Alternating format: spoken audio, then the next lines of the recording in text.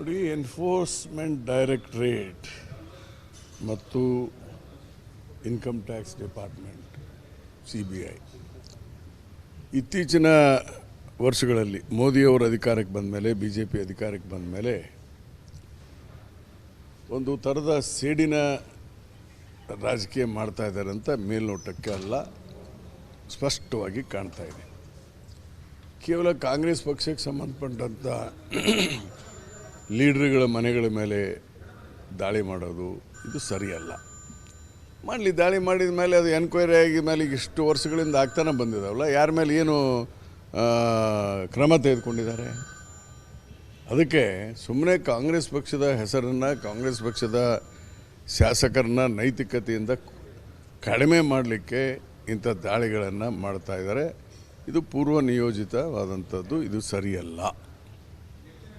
Sir, ಈಗ ನಿಮ್ಮ ಅಭಿಪ್ರಾಯ ಹೇಗಿದೆ ಅಂದರೆ ವಾಲ್ಮೀಕಿ ಹಗರಣ ಆಗೇ ಇಲ್ಲ, ಅಲ್ಲಿ ಏನು ಸಮಸ್ಯೆ ಆಗಿಲ್ಲ?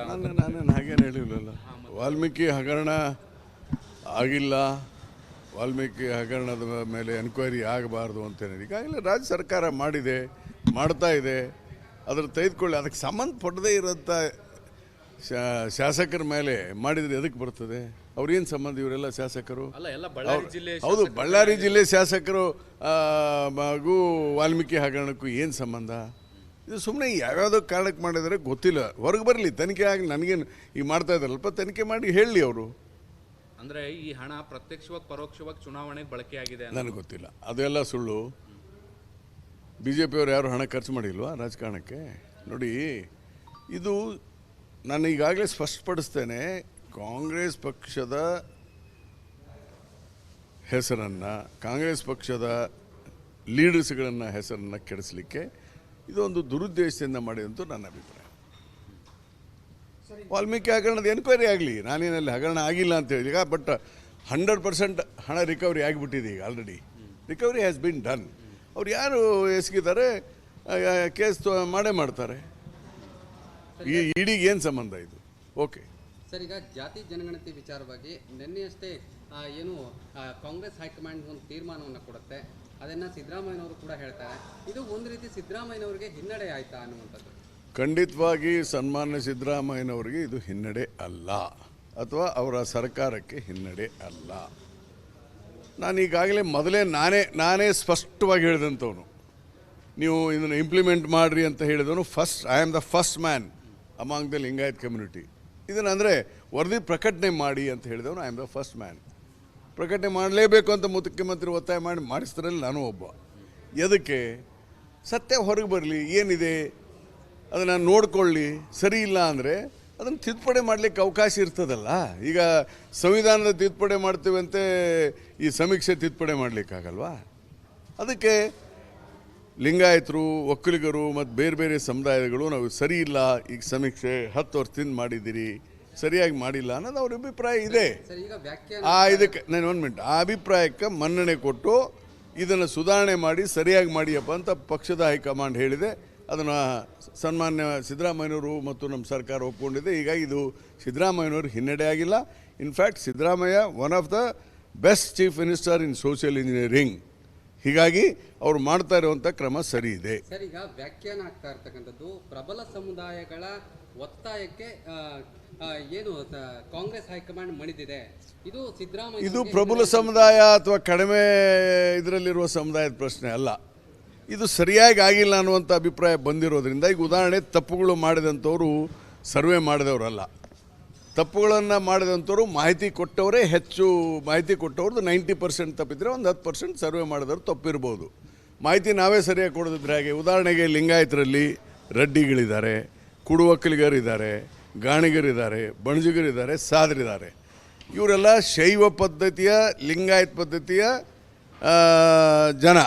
ಅದೇ ಥರ ವೈಷ್ಣವಿ ಪದ್ಧತಿಯಲ್ಲೂ ಇದೇ ಜನ ಇದ್ದಾರೆ, ರೆಡ್ಡಿಗಳು, ಸಾದರು. ಇವರೆಲ್ಲ ಬರೆಸುವಂಥ ಸಂದರ್ಭದಲ್ಲಿ ಅವರು ಸ್ಪಷ್ಟವಾಗಿ ಲಿಂಗಾಯತ ಬರೆದು ಉಪಜಾತಿಯನ್ನು ಕರೆಕ್ಟಾಗಿ ಬರೆದಿದ್ರೆ ಈ ಸಮಸ್ಯೆ ಬರ್ತಿರಲಿಲ್ಲ.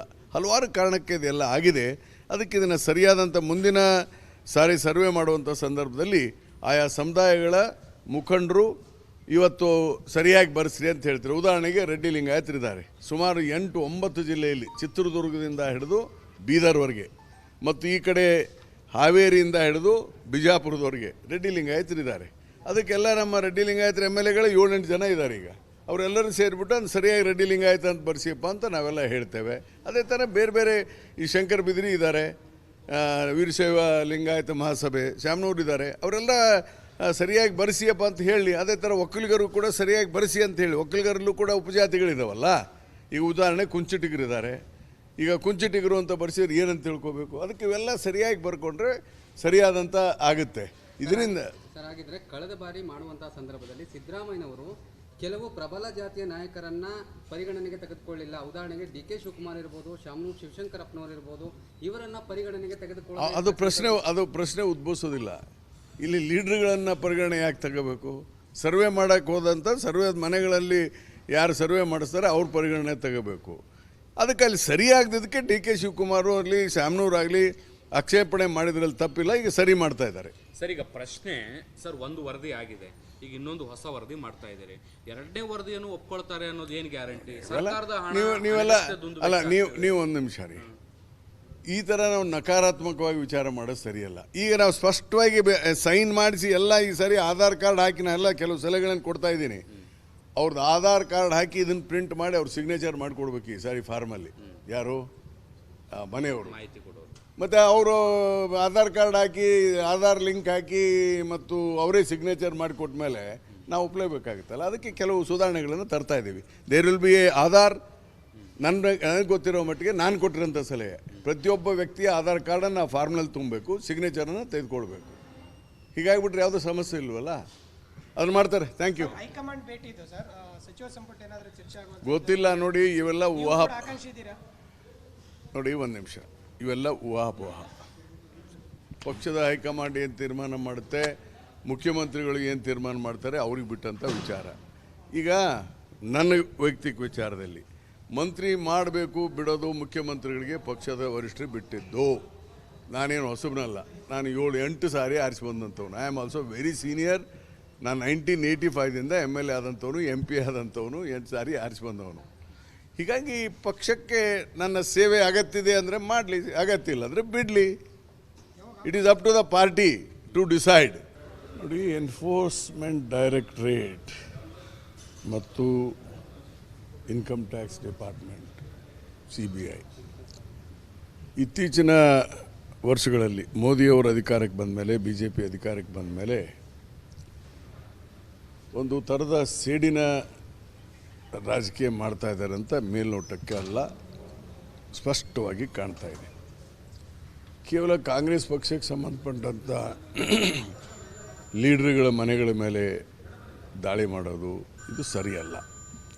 ಮಾಡಲಿ, ದಾಳಿ ಮಾಡಿದ ಮೇಲೆ ಅದು ಎನ್ಕ್ವೈರಿ ಆಗಿದ ಮೇಲೆ ಇಷ್ಟು ವರ್ಷಗಳಿಂದ ಆಗ್ತಾನೆ ಬಂದಿದ್ದಾವಲ್ಲ, ಯಾರ ಮೇಲೆ ಏನು ಕ್ರಮ ತೆಗೆದುಕೊಂಡಿದ್ದಾರೆ?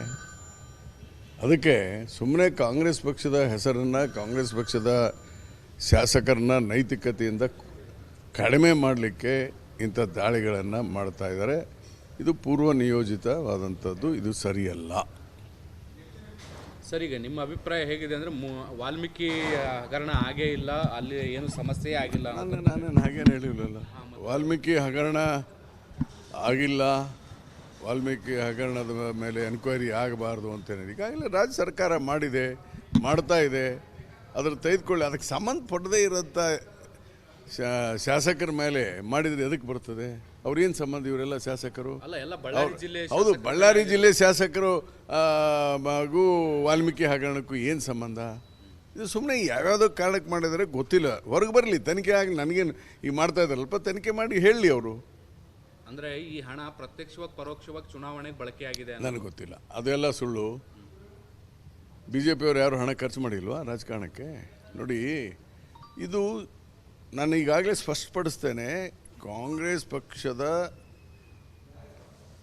ಹೆಸರನ್ನು, ಕಾಂಗ್ರೆಸ್ ಪಕ್ಷದ ಲೀಡರ್ಸ್ಗಳನ್ನು ಹೆಸರನ್ನು ಕೆಡಿಸಲಿಕ್ಕೆ ಇದೊಂದು ದುರುದ್ದೇಶದಿಂದ ಮಾಡಿದಂತೂ ನನ್ನ ಅಭಿಪ್ರಾಯ.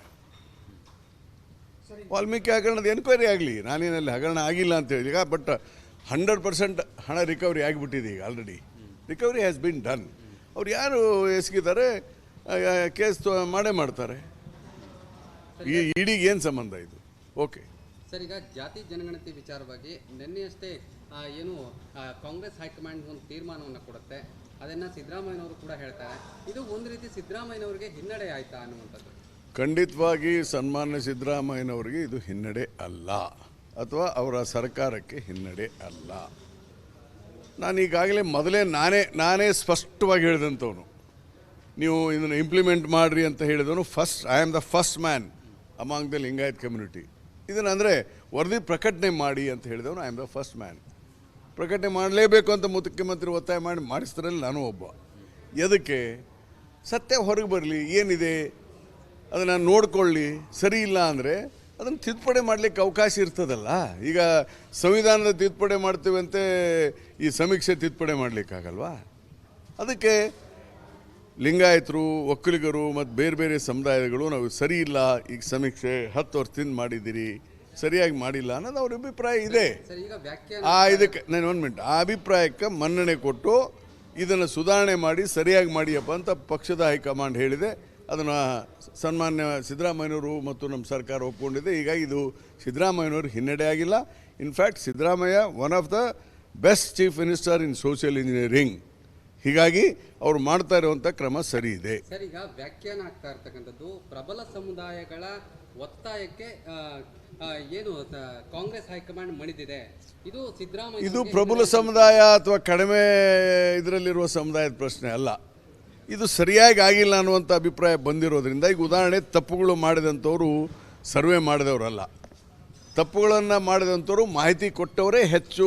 ಮಾಹಿತಿ ಕೊಟ್ಟವ್ರದ್ದು 90% ತಪ್ಪಿದ್ರೆ ಒಂದು 10% ಸರ್ವೆ ಮಾಡಿದವರು ತಪ್ಪಿರ್ಬೋದು. ಮಾಹಿತಿ ನಾವೇ ಸರಿಯಾಗಿ ಕೊಡೋದಿದ್ರೆ ಹಾಗೆ. ಉದಾಹರಣೆಗೆ ಲಿಂಗಾಯತರಲ್ಲಿ ರೆಡ್ಡಿಗಳಿದ್ದಾರೆ, ಕುಡು ಒಕ್ಕಲಿಗರಿದ್ದಾರೆ, ಗಾಣಿಗರಿದ್ದಾರೆ, ಬಣಜಿಗರಿದ್ದಾರೆ, ಸಾದರಿದ್ದಾರೆ. ಇವರೆಲ್ಲ ಶೈವ ಪದ್ಧತಿಯ ಲಿಂಗಾಯತ್ ಪದ್ಧತಿಯ ಜನ. ಅದೇ ಥರ ವೈಷ್ಣವಿ ಪದ್ಧತಿಯಲ್ಲೂ ಇದೇ ಜನ ಇದ್ದಾರೆ, ರೆಡ್ಡಿಗಳು, ಸಾದರು, ಇವರೆಲ್ಲ. ಬರೆಸುವಂಥ ಸಂದರ್ಭದಲ್ಲಿ ಅವರು ಸ್ಪಷ್ಟವಾಗಿ ಲಿಂಗಾಯತ ಬರೆದು ಉಪಜಾತಿಯನ್ನು ಕರೆಕ್ಟಾಗಿ ಬರೆದಿದ್ರೆ ಈ ಸಮಸ್ಯೆ ಬರ್ತಿರಲಿಲ್ಲ. ಹಲವಾರು ಕಾರಣಕ್ಕೆ ಇದೆಲ್ಲ ಆಗಿದೆ. ಅದಕ್ಕೆ ಇದನ್ನು ಸರಿಯಾದಂಥ ಮುಂದಿನ ಸಾರಿ ಸರ್ವೆ ಮಾಡುವಂಥ ಸಂದರ್ಭದಲ್ಲಿ ಆಯಾ ಸಮುದಾಯಗಳ ಮುಖಂಡರು ಇವತ್ತು ಸರಿಯಾಗಿ ಬರೆಸ್ರಿ ಅಂತ ಹೇಳ್ತಾರೆ. ಉದಾಹರಣೆಗೆ ರೆಡ್ಡಿ ಲಿಂಗಾಯತರಿದ್ದಾರೆ ಸುಮಾರು 8-9 ಜಿಲ್ಲೆಯಲ್ಲಿ, ಚಿತ್ರದುರ್ಗದಿಂದ ಹಿಡಿದು ಬೀದರ್ವರೆಗೆ ಮತ್ತು ಈ ಕಡೆ ಹಾವೇರಿಯಿಂದ ಹಿಡಿದು ಬಿಜಾಪುರದವರೆಗೆ ರೆಡ್ಡಿ ಲಿಂಗಾಯತರಿದ್ದಾರೆ. ಅದಕ್ಕೆಲ್ಲ ನಮ್ಮ ರೆಡ್ಡಿ ಲಿಂಗಾಯತರ MLAಗಳು 7-8 ಜನ ಇದ್ದಾರೆ. ಈಗ ಅವರೆಲ್ಲರೂ ಸೇರಿಬಿಟ್ಟು ಅದು ಸರಿಯಾಗಿ ರೆಡ್ಡಿ ಲಿಂಗಾಯತ ಅಂತ ಬರ್ಸಿಯಪ್ಪ ಅಂತ ನಾವೆಲ್ಲ ಹೇಳ್ತೇವೆ. ಅದೇ ಥರ ಬೇರೆ ಬೇರೆ ಈ ಶಂಕರ ಬಿದಿರಿ ಇದ್ದಾರೆ, ವೀರಶೈವ ಲಿಂಗಾಯತ ಮಹಾಸಭೆ ಶಾಮನೂರು ಇದ್ದಾರೆ, ಅವರೆಲ್ಲ ಸರಿಯಾಗಿ ಬರೆಸಿಯಪ್ಪ ಅಂತ ಹೇಳಿ. ಅದೇ ಥರ ಒಕ್ಕಲಿಗರು ಕೂಡ ಸರಿಯಾಗಿ ಬರೆಸಿ ಅಂತ ಹೇಳಿ. ಒಕ್ಕಲಿಗರಲ್ಲೂ ಕೂಡ ಉಪಜಾತಿಗಳಿದಾವಲ್ಲ. ಈಗ ಉದಾಹರಣೆ ಕುಂಚಿಟಿಗರಿದ್ದಾರೆ. ಈಗ ಕುಂಚಿಟಿಗರು ಅಂತ ಬರೆಸಿದ್ರೆ ಏನಂತ ತಿಳ್ಕೊಬೇಕು. ಅದಕ್ಕೆ ಇವೆಲ್ಲ ಸರಿಯಾಗಿ ಬರ್ಕೊಂಡ್ರೆ ಸರಿಯಾದಂಥ ಆಗುತ್ತೆ. ಇದರಿಂದ ಸರ್, ಹಾಗಿದ್ರೆ ಕಳೆದ ಬಾರಿ ಮಾಡುವಂತಹ ಸಂದರ್ಭದಲ್ಲಿ ಸಿದ್ದರಾಮಯ್ಯನವರು ಕೆಲವು ಪ್ರಬಲ ಜಾತಿಯ ನಾಯಕರನ್ನ ಪರಿಗಣನೆಗೆ ತೆಗೆದುಕೊಳ್ಳಿಲ್ಲ. ಉದಾಹರಣೆಗೆ DK ಶಿವಕುಮಾರ್ ಇರ್ಬೋದು, ಶಾಮನೂರು ಶಿವಶಂಕರಪ್ಪನವರು ಇರ್ಬೋದು, ಇವರನ್ನ ಪರಿಗಣನೆಗೆ ತೆಗೆದುಕೊಳ್ಳ ಅದು ಪ್ರಶ್ನೆ ಉದ್ಭವಿಸೋದಿಲ್ಲ. ಇಲ್ಲಿ ಲೀಡ್ರ್ಗಳನ್ನು ಪರಿಗಣನೆ ಯಾಕೆ ತಗೋಬೇಕು? ಸರ್ವೆ ಮಾಡೋಕ್ಕೆ ಹೋದಂಥ ಮನೆಗಳಲ್ಲಿ ಯಾರು ಸರ್ವೆ ಮಾಡಿಸ್ತಾರೆ ಅವ್ರ ಪರಿಗಣನೆ ತಗೋಬೇಕು. ಅದಕ್ಕೆ ಅಲ್ಲಿ ಸರಿಯಾಗದಕ್ಕೆ DK ಶಿವಕುಮಾರು ಆಗಲಿ ಶಾಮನೂರಾಗಲಿ ಆಕ್ಷೇಪಣೆ ಮಾಡಿದ್ರಲ್ಲಿ ತಪ್ಪಿಲ್ಲ. ಈಗ ಸರಿ ಮಾಡ್ತಾ ಇದ್ದಾರೆ. ಸರ್, ಈಗ ಪ್ರಶ್ನೆ ಸರ್, ಒಂದು ವರದಿ ಆಗಿದೆ, ಈಗ ಇನ್ನೊಂದು ಹೊಸ ವರದಿ ಮಾಡ್ತಾ ಇದ್ದಾರೆ. 2ನೇ ವರದಿಯನ್ನು ಒಪ್ಕೊಳ್ತಾರೆ ಅನ್ನೋದು ಏನು ಗ್ಯಾರಂಟಿ? ಸರ್ಕಾರದ ಹಣ ನೀವೆಲ್ಲ ಅಲ್ಲ, ನೀವು ಒಂದು ನಿಮಿಷ ರೀ. ಈ ಥರ ನಾವು ನಕಾರಾತ್ಮಕವಾಗಿ ವಿಚಾರ ಮಾಡೋದು ಸರಿಯಲ್ಲ. ಈಗ ನಾವು ಸ್ಪಷ್ಟವಾಗಿ ಸೈನ್ ಮಾಡಿಸಿ ಎಲ್ಲ ಈ ಸರಿ ಆಧಾರ್ ಕಾರ್ಡ್ ಹಾಕಿ ನಾ ಎಲ್ಲ ಕೆಲವು ಸಲಹೆಗಳನ್ನು ಕೊಡ್ತಾ ಇದ್ದೀನಿ. ಅವ್ರದ್ದು ಆಧಾರ್ ಕಾರ್ಡ್ ಹಾಕಿ ಇದನ್ನು ಪ್ರಿಂಟ್ ಮಾಡಿ ಅವ್ರು ಸಿಗ್ನೇಚರ್ ಮಾಡಿಕೊಡ್ಬೇಕು ಈ ಸಾರಿ ಫಾರ್ಮಲ್ಲಿ. ಯಾರು? ಮನೆಯವರು ಮಾಹಿತಿ ಕೊಡೋರು. ಮತ್ತು ಅವರು ಆಧಾರ್ ಕಾರ್ಡ್ ಹಾಕಿ ಆಧಾರ್ ಲಿಂಕ್ ಹಾಕಿ ಮತ್ತು ಅವರೇ ಸಿಗ್ನೇಚರ್ ಮಾಡಿಕೊಟ್ಟ ಮೇಲೆ ನಾವು ಒಪ್ಪಲೇಬೇಕಾಗುತ್ತಲ್ಲ. ಅದಕ್ಕೆ ಕೆಲವು ಸುಧಾರಣೆಗಳನ್ನು ತರ್ತಾ ಇದ್ದೀವಿ. There will be a Aadhaar. ನನಗೆ ಗೊತ್ತಿರೋ ಮಟ್ಟಿಗೆ ನಾನು ಕೊಟ್ಟಿರೋಂಥ ಸಲಹೆ, ಪ್ರತಿಯೊಬ್ಬ ವ್ಯಕ್ತಿಯ ಆಧಾರ್ ಕಾರ್ಡನ್ನು ಆ ಫಾರ್ಮ್ನಲ್ಲಿ ತುಂಬಬೇಕು, ಸಿಗ್ನೇಚರನ್ನು ತೆಗೆದುಕೊಳ್ಬೇಕು. ಹೀಗಾಗಿಬಿಟ್ರೆ ಯಾವುದೂ ಸಮಸ್ಯೆ ಇಲ್ವಲ್ಲ, ಅದನ್ನು ಮಾಡ್ತಾರೆ. Thank you. ಹೈಕಮಾಂಡ್ ಭೇಟಿ ಇತ್ತು ಸರ್, ಸಚಿವ ಸಂಪುಟ ಏನಾದರೂ ಚರ್ಚೆ ಆಗುವಂತ ಗೊತ್ತಿಲ್ಲ ನೋಡಿ. ಇವೆಲ್ಲ ಊಹಾ ಆಕಾಂಕ್ಷಿ ಇದ್ದೀರಾ? ನೋಡಿ, ಒಂದು ನಿಮಿಷ. ಇವೆಲ್ಲ ಊಹಾಪೋಹ. ಪಕ್ಷದ ಹೈಕಮಾಂಡ್ ಏನು ತೀರ್ಮಾನ ಮಾಡುತ್ತೆ, ಮುಖ್ಯಮಂತ್ರಿಗಳು ಏನು ತೀರ್ಮಾನ ಮಾಡ್ತಾರೆ ಅವ್ರಿಗೆ ಬಿಟ್ಟಂಥ ವಿಚಾರ. ಈಗ ನನ್ನ ವೈಯಕ್ತಿಕ ವಿಚಾರದಲ್ಲಿ ಮಂತ್ರಿ ಮಾಡಬೇಕು ಬಿಡೋದು ಮುಖ್ಯಮಂತ್ರಿಗಳಿಗೆ ಪಕ್ಷದ ವರಿಷ್ಠರು ಬಿಟ್ಟಿದ್ದು. ನಾನೇನು ಹೊಸಬನಲ್ಲ. ನಾನು 7-8 ಸಾರಿ ಆರಿಸಿ ಬಂದಂಥವ್ನು. I am also very senior. ನಾನು 1985ದಿಂದ MLA ಆದಂಥವನು, MP ಆದಂಥವನು, 8 ಸಾರಿ ಆರಿಸಿ ಬಂದವನು.